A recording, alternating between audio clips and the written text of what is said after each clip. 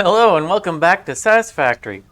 My name is Outta, and today we are going to continue our quest to build out our assembly area and clean up the yard, which last episode we really did a number on it. We really cleaned up a lot of stuff, finally.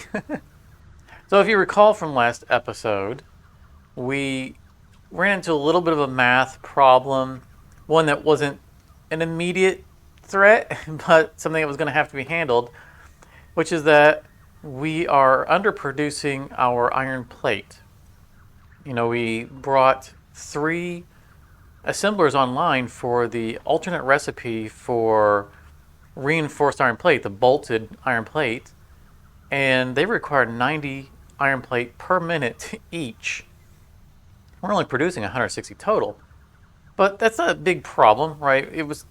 It was enough reinforced plate for us to run all of our modular frame machines, but it's not enough for us to run all of the reinforced plate machines that we want to run, so that we have a surplus, for our own use, because they are used for Mark II belts, and they are, probably going to be used for other things in the future. So we acknowledge that we're going to need to upgrade this building. We already have an extra 240 iron ingots coming in from our mega smelter building that aren't in use. They were always earmarked for that building, so that's no problem. It's going to be a fairly simple thing to do. However, I've been staring at these buildings. We start and we end our episodes here at the house, and I've really grown accustomed to this view. These buildings are made to be modular so that we can upgrade them and grow them. But it's also meant to look like a factory complex. And in a factory complex, not all the buildings are the same height. And we currently have this nice stair-stepping of buildings going. And, especially since we finished the rod and screw building, it's creating a nice background for us. And we also know that the building way in the back, the assembler building that we built last time, is going to grow. It is going to get taller. It's going to become more visible. And I find myself reluctant to upgrade the iron plate building. But that's okay. I came up with an alternate plan. So today we're going to get our iron plate up and running to its full capacity of 320. And we're going to finally get rotors built. But before we go and do that, I was on Discord the other day, and based on a chat, I found out that there's a thing that I didn't realize was a thing. And if we go into the Awesome Shop to the customizer, we unlocked roofs, but never came over to the customizer to see that there are custom roof materials. And more importantly, there is a specific one that I always wanted. So I am thrilled to find this. I'm going to grab both of these and buy them right now. Excellent. All right, let's get to work.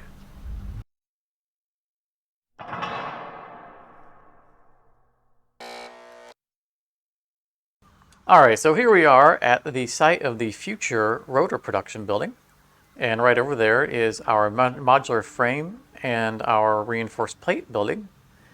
And our first challenge, right, is to get enough iron plate to that building to be able to run the bolted plate machines at their full capacity. And right now we're producing 160. We need a total of 270. So if we double our production, then we'll have more than enough. And as I was saying during the intro, I really don't fancy upgrading our iron plate building because aesthetically I like it the way it is. Functionally, it would be easy to upgrade. And I'm not saying we won't in the future, but we're not going to today. Also, you might notice there are windows in the back of the slanted roofs. I actually did an upgrade a couple of episodes ago, and sadly it didn't make the cut because of time. I'll show you that if we get time. But for now, we're going to be a little cheeky here. And we're going to upgrade our output for the iron sheet a little bit off-site. And normally I like to keep them all clustered together, you know, so that we can store the excess appropriately and it's easier to get things to where we need them. But in this case, it'll work out because the upgrade will be entirely consumed by the building that they're going to. So it doesn't matter if we're producing them there or somewhere else. The 160 per minute that we're adding is going to be entirely going to there, and it's never going to go to storage anyway. So what we're going to do is we're going to be tricksy hobbitses, and we're going to come over here, and we're going to squeeze it in below this building.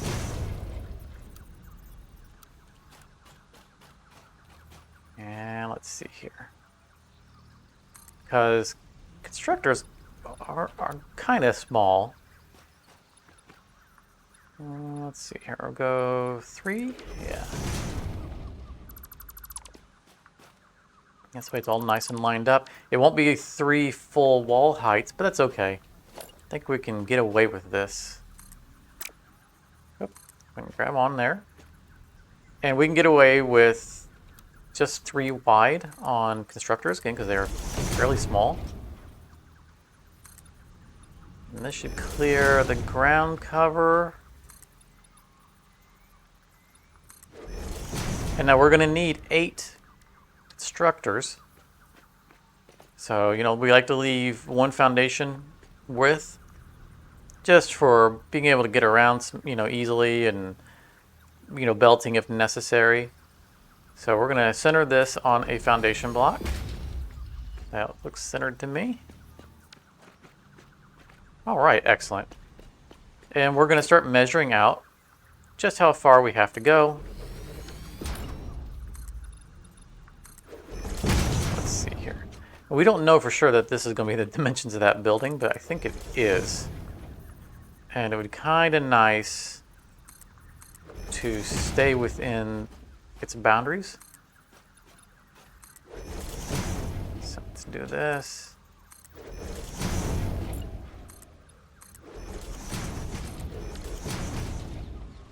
And I think we can probably go out. So I don't think this is going to be enough for 8. It's 3, 4, that's going to be 5. We just need to stuff 3 more somewhere. Will the terrain allow it? We would need to be able to go 2 more wide. So that's going to go through the terrain there, but not right there.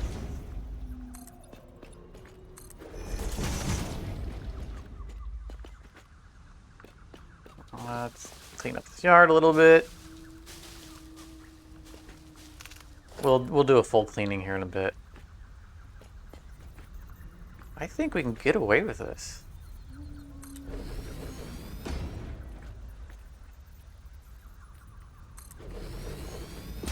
That's 2. Where's the third one going?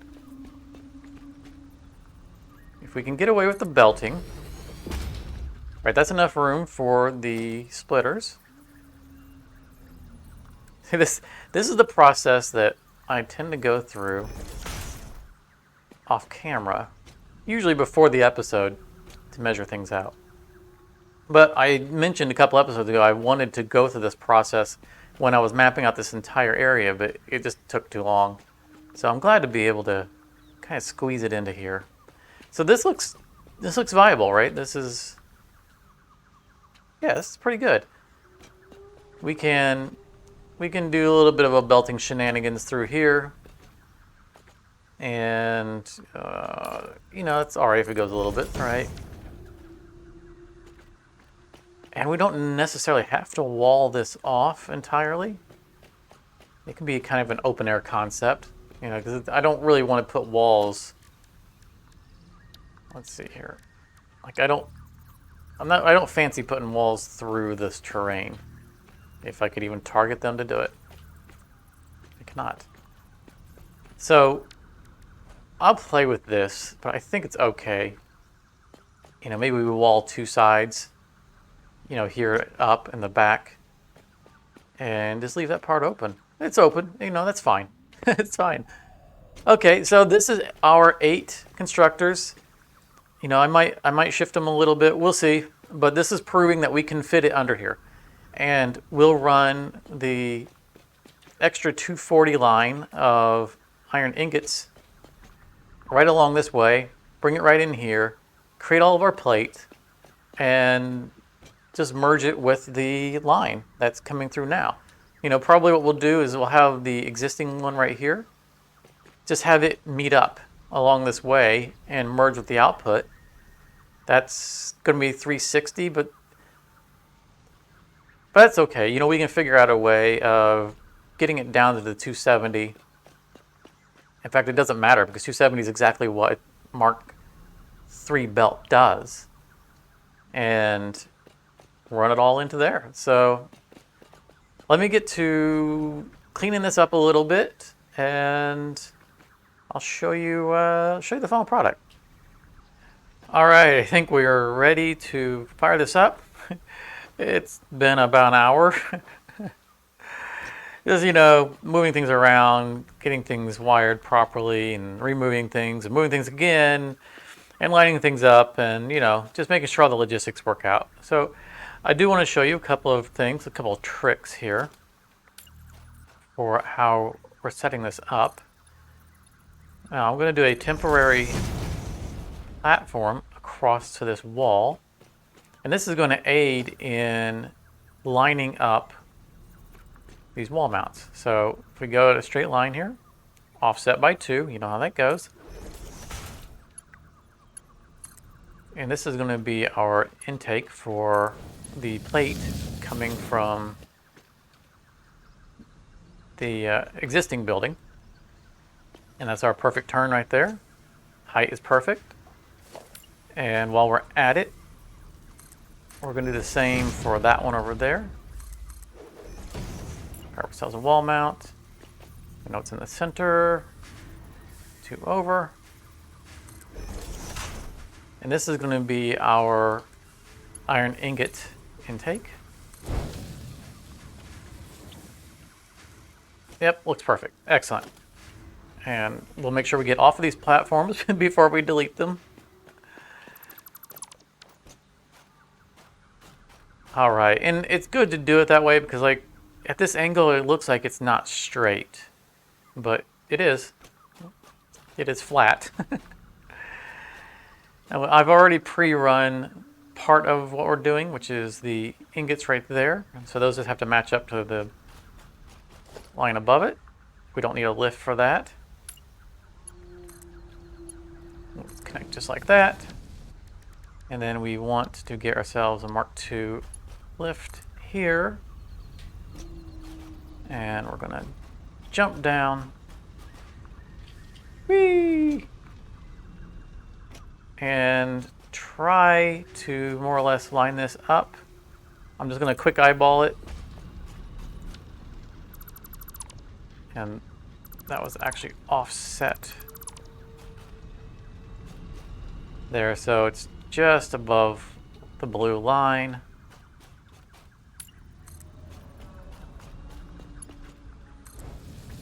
Oh, did we nail it? We did not. We're off by 1. All right, that's fine. We're going to mark this as the incorrect side. And try again. So that would line up with that. So we're going up by 1.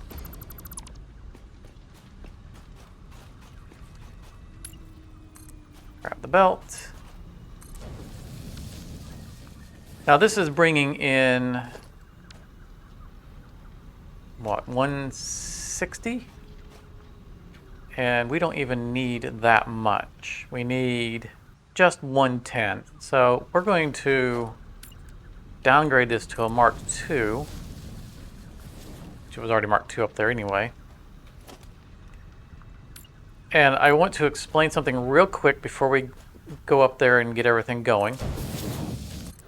There is a caveat to this setup, a cautionary tale, which is that we are producing plate here, It's going to what we'd consider general storage. It's going to go out to all of our plate users. And then further down the line, we are creating more plate. Now, we need 270 plate per minute, which is a Mark III belt right on the dot. But if we were to merge this belt with the 160 coming out of those machines, then it would cause a problem in the long run. And that problem has to do with the way mergers and splitters work, since we can't assign a priority. So this right here is a smart splitter, and this is set to overflow to the direction that we're using it. I'll explain that in a moment once I get back over there and explain what would happen if we didn't do that. All right, so here we are at the merger of the new stuff with the old stuff coming in. And what's going to happen here, and we're going to simplify the math, but this is going to take in one from each side, right? It's going to take one in from here, and then the next one's going to come from there. So you can watch him move. And so it's not going to prioritize the 160 coming from this area over the 160 coming from the other area. And that means that, you know, of the remaining plate we have in that building, if we were to use all of that towards another project somewhere else, some of what would go to that other project would end up coming over here, because this merger isn't going to use our 160 before using the 110 coming from here. Now, it wouldn't be a big deal, right? We've managed to restrict the flow by bringing in Mark II belt, so it's only 120 coming up anyway. But due to that, it would end up shorting the other side.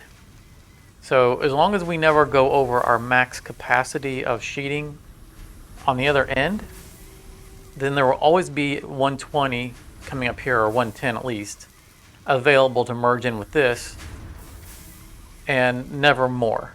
This will not be able to steal from that belt. I hope that made some sense. But now it's flowing and it's going into the building. We just need to turn on, oops, missed the ramp. We need to turn on the last machine here, because right now this is turned off because we didn't have enough plate coming in. All right. And now this facility is running at full capacity. Excellent. So let's get out. Let's get to making the rotor building and see how that's going to come out. I think, in fact, I know we're going to do a false floor on that one as well for the conveyors. Originally I wasn't going to, because there's only one product and I can easily kind of weave the belts. But remember, we have 4 belts coming in just for the screws.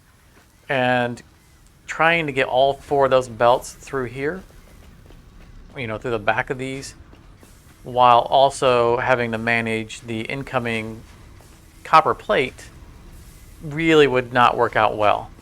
So we're going to do a false floor, at least for the screws, and that way we can pop them straight up through lifts. And then we might just bring the copper sheeting in through the same floor. I don't know. We'll figure it out. But let's get to building that, and let's get with that time lapse.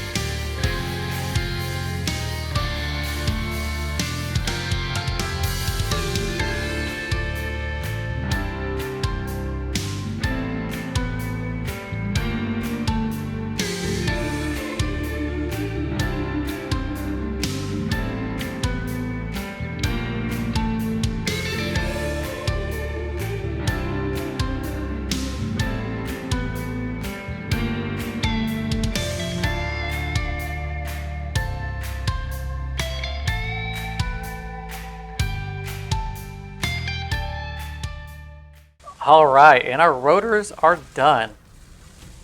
Very nice indeed. You know, we went with the green and brown motif again, you know, sticking in with the forest, which I think is going to be the thing we're going to stick with, not only with these buildings, but the one over there when we get it built.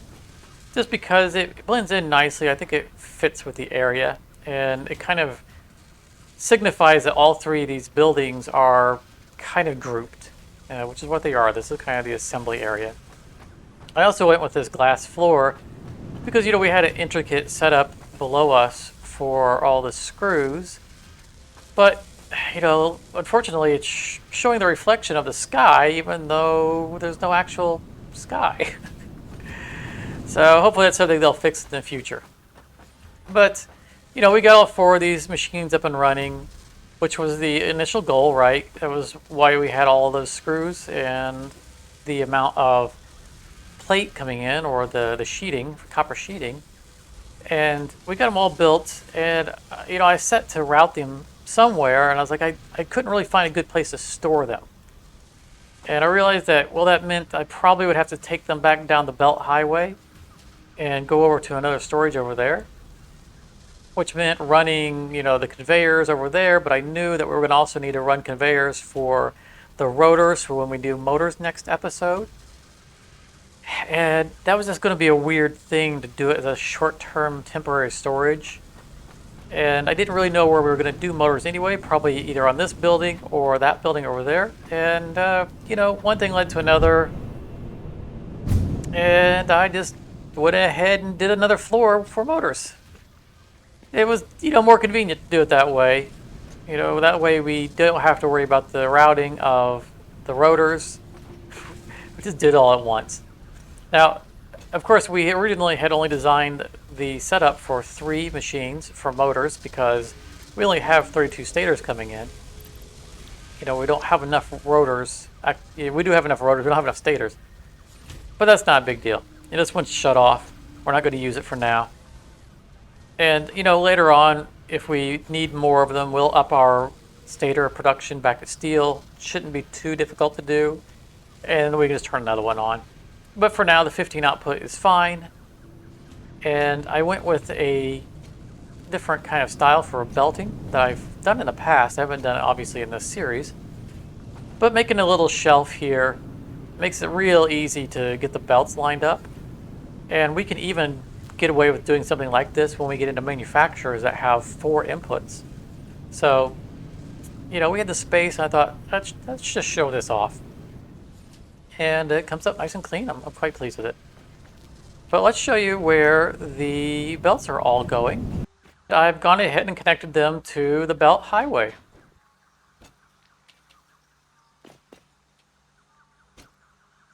We had to run the stators along that way anyway, so it made it real easy just to kind of measure them out and stack them. I added a new wing to this part of the belt highway. You know, and as I mentioned before, the belt highway is designed to allow belts to come and go from it. And this is a good example of how we can merge them into the highway. So we have that little middle area, the second rung, that allows us to slip them in and then move it up to a third rung, or the first rung, or wherever is open. And, you know, we kind of ran out of space trying to fit all the things in the storage down here. So I moved the storage bins, and this is entirely temporary until we can have a kind of a proper warehouse set up.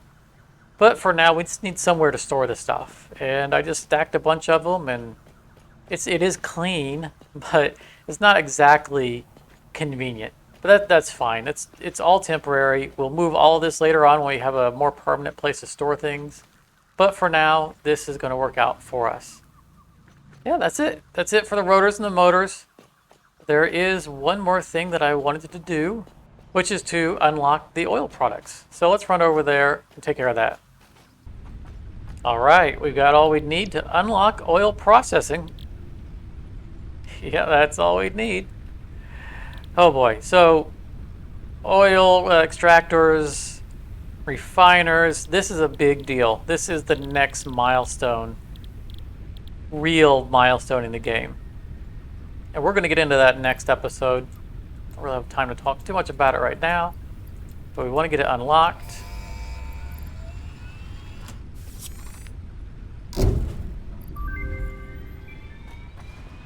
Milestone reached. That is a big deal. Acquisition and refining unlocked. Oil-based products can now be made. The byproducts of And oil we're refining going can be to used after further clean up more of the processing, yard. as seen in the refinery. So this was our Caution. This is a reminder to Rotor minimize the manufacturing. chance of expiration during out-of-base activities.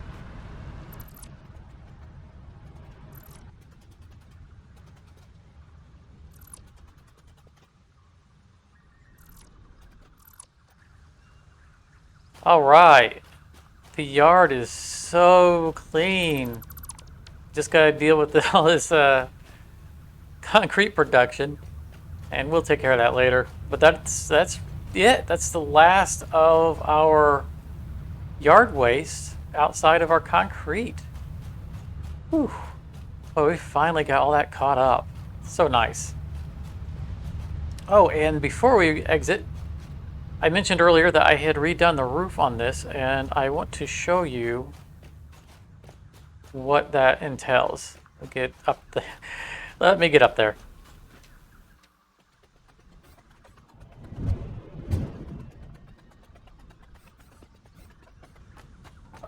All right, so this was something I did a couple episodes ago, and again, it just got cut for time. But the goal here was to kind of mimic, you know, the older factories and kind of skylighting in older factories, because a lot of times they had those little windows, largely for, you know, venting air out of. Usually they'll prop them open so that the hot air can get out, and, you know, supplemental light. And so inside a building like this, you're going to get these light streaks of light just streaming through depending on the time of day. And that was the effect I wanted by doing this. So we just have the slanted roof and little windows all the way at the top, and just enough to let some light through. It doesn't, you know, replace actual lighting, or it wouldn't in a real factory. But that was the effect I was going for, and I feel like it worked out just perfectly. I was so happy with it. And I unfortunately it got cut for time. So I'm glad we had a minute to show it. All right, let's head back to home. All right, that's gonna wrap it for today. We got all of our assemblers off the yard. Everything we want to do from assemblers is up and running, except for AI limiters, which we don't really need at the moment. Plus, we don't have the capacity to actually make them because they take copper sheeting, and we're using 100% of our copper sheeting. But that's fine. We now have our refineries unlocked, and we now have oil extraction unlocked, and that is the next big milestone. So next episode, we're gonna probably kind of start in on some different things. Definitely make sure you make it for that. It's going to be probably a pretty big episode. You know, it's the start of the next big milestone, the next juncture in the game of Satisfactory. But thank you very much for coming out. If you liked it, be sure to hit the like button. You know, if you haven't subscribed yet, you know, consider subscribing. We're actually closing in on 200 subscribers, which, you know, for a small-time hobbyist YouTuber, it's a bit of a milestone. And it's good. It lets me know that people are enjoying what I'm doing, and it makes it worth it. But yeah, I think that's gonna be all. And we're just gonna prepare for the next episode because it's gonna be a doozy. So be sure to come back and leave a comment. You know, if you have anything to say, and I'd love to hear from you. But thanks again for watching, and I hope to see you in the next episode.